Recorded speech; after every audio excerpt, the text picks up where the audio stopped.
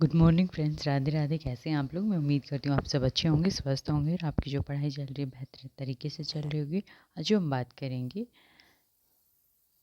Read के बारे में, और ये शिफ्ट 3 है और जो ये पेपर हुआ था 24 जुलाई 2022 को हुआ है। तो ये जो हम डिस्कस करेंगे, हम CDP का पोर्शन इसमें डिस्कस करेंगे। 30 questions. Child development and pedagogy, बाल विकास व शिक्षा शास्त्र, इसके 30 क्वेश्चंस।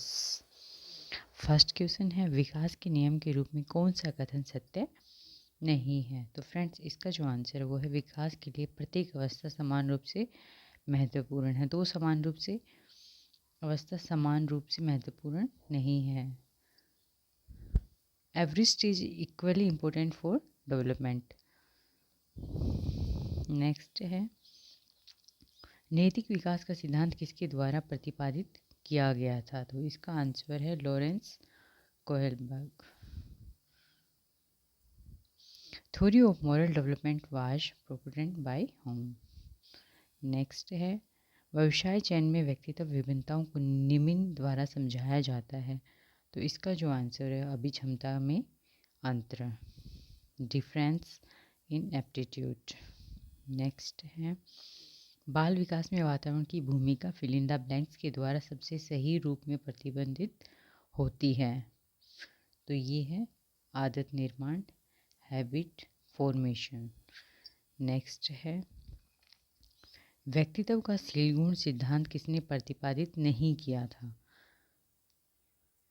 तो ये नहीं किया था पाल कास्ट्रा, रॉबर्ट मैक्रे ने, बाकी सब ने किया था ये। नेक्स्ट है, कौन सा व्यक्तित्व प्रशिक्षण निदांतिक निदान के लिए वैध है? तो ये है MMPI। नेक्स्ट है, रॉबर्ट जे स्टेनबर्ग द्वारा बुद्धि का कौन सा सिद्धांत प्रस्तावित किया गया है?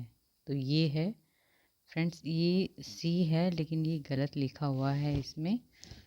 ये जो है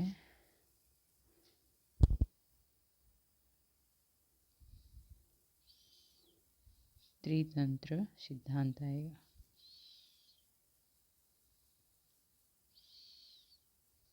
नेक्स्ट है, निम्न में से कौन सा बुद्धि का निष्पत्ति प्रशिक्षण है? तो ये है भाटिया बैटरी। नेक्स्ट है, व्यक्तिगत विभिन्नताओं की प्रकृति के लिए निम्न में से कौन सी अवधारणा सत्य नहीं है? तो इसका जो आंसर है वो है अधिगम समानता, लर्निंग सिमिलरिटी। नेक्स्ट है, प्रतिभाशाली बालकों की शिक्षा के लिए कौन सा उपाय प्रासंगिक नहीं है? तो इसका जो आंसर है वो है उपचारात्मक अध्यापन। नेक्स्ट है, कौन सी विकृति अधिगम अक्षमता का एक प्रकार है? तो ये है डिसलेक्सिया, पढ़ने से संबंधित है ये।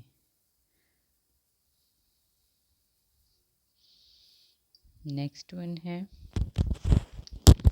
समायोजन का कौन सा तत्व विशेष रूप से निर्णय लेने में संबंधित है? तो इसका जो आंसर है फ्रेंड्स वो है द्वंद्व, कॉन्फ्लिक्ट।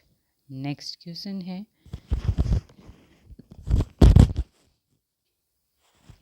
JP गिलफर्ड के अनुसार सृजनात्मक बालकों की विशेषता कौन सी नहीं है? फ्रेंड्स, आप क्वेश्चंस में ये ध्यान से देखना है, नहीं पूछा है या हाँ पूछा है, क्योंकि इससे पूरा क्वेश्चन चेंज हो जाता है। तो इसका जो आंसर है वो चिंतन में समानुभूति। नेक्स्ट है, ट्राइसोमी 21 को कहा जाता है? तो ये है डाउन संलक्षण। नेक्स्ट है, निम्न में से कौन सा थॉर्नडाइक के सीखने के नियमों का हिस्सा नहीं है? तो फ्रेंड्स, ये है साहचर्य का लॉ ऑफ एसोसिएशन। नेक्स्ट है, निम्न में से कौन सा कक्षा में सीखने को प्रभावित करने वाला मनोवैज्ञानिक कारक है? तो इसका जो राइट आंसर है फ्रेंड्स वो है अभिप्रेरणात्मक एवं संवेगात्मक अवस्था। अधिगम का अंतर्दृष्टि सिद्धांत किसके द्वारा प्रतिपादित किया गया था? तो इसका जो आंसर है वो है फर्स्ट वन। नेक्स्ट है, अधिगम की समस्या समाधान उपागम का अंतिम चरण कौन सा है? तो ये है निष्पादन का सत्यापन। समायोजन के लिए एक युक्ति के रूप में रक्षात्मक युक्तियों के प्रयोग को मौलिक रूप से किसके द्वारा प्रस्तुत किया गया था? तो ये है सिगमंड फ्राइड के द्वारा। नेक्स्ट वन है, निम्न में से कौन सा बाह्य अभिप्रेरण का उदाहरण है? तो ये है फ्रेंड्स पुरस्कार, क्योंकि भारी है, बाकी चिंता अंदर होती है, आकांक्षा स्तर अंदर होती है, उपलब्धि की आवश्यकता भी अंदर से होती है। Need for achievements, anxiety, reward, lay off expressions.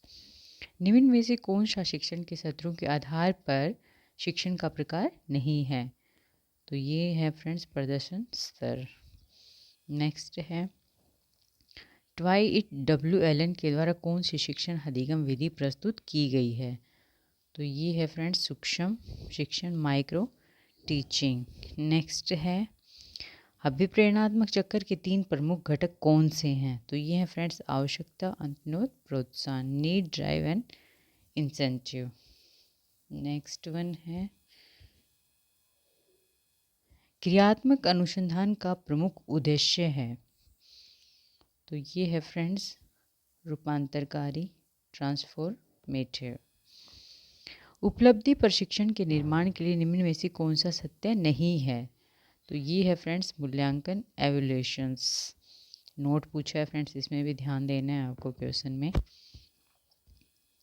राष्ट्रीय पाठ्य चर्चा रूपरेखा को किस वर्ष प्रस्तावित किया गया था? ये तो ये फ्रेंड्स आप सब लोग अच्छे से जानते हो, 2005। National curriculum framework was introduce in which year? Next one है, आकलन का कौन सा प्रकार शिक्षण अधिगम प्रक्रिया से संबंधित नहीं है? इसमें भी नोट है, नहीं पूछा है। Which assessment type is not related to teaching learning process? तो इसका जो आंसर है वो है निदांतिक। नेक्स्ट है, जीन पियाजे के संज्ञानात्मक विकास के सिद्धांत में कौन सी अवधारणा संबंधित नहीं है? तो इसका जो आंसर है फ्रेंड्स वो है अधिकरण। नेक्स्ट है, जीन्स का जोड़ा जो विशेष गुणसूत्र पर एक विशेष स्थान अधिकृत करता है तथा समान गुण को नियंत्रित करता है, फिल इन द ब्लैंक्स कहा जाता है एलेल। और सीडीपी का लास्ट क्वेश्चन है, सिगमंड फ्राइड द्वारा प्रतिपादित मनोलैंगिक विकास की अवस्था निम्न में से कौन सी नहीं है?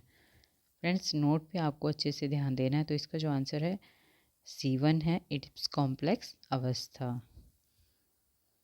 Thank you friends.